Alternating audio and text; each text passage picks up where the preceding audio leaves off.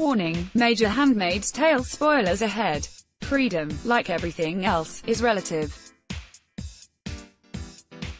At least that's what fans of The Handmaid's Tale learned after watching Thursday afternoon's highly anticipated season finale.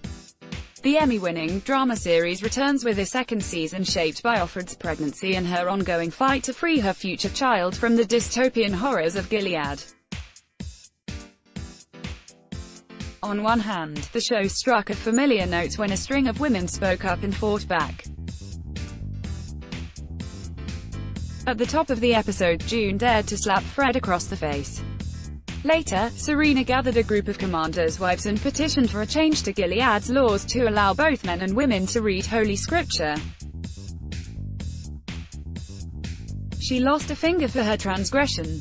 Then there was the scene in which Emily stabbed Aunt Lydia in a moment of blind rage.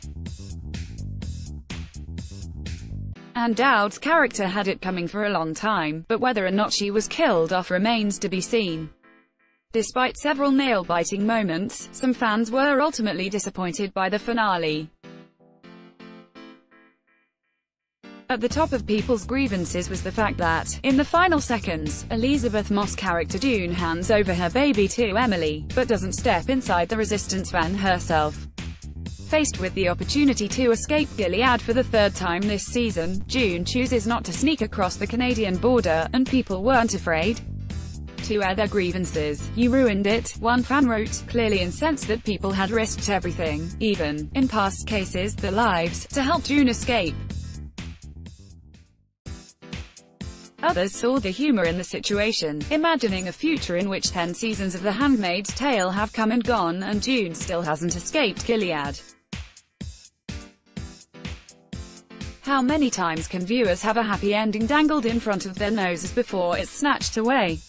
Especially for a show with such heavy themes. Even the cast has acknowledged the tension between staying true to Margaret Atwood's vision, and stretching the narrative for the purposes of a television format. Australian actress Yvonne Strahovski, who plays Serena Joy, alluded to this in a recent interview with The Hollywood Reporter. "We see all these characters at the end and they're still in Gilead, they're still there in that household," she said. "It's a very tricky position to be in.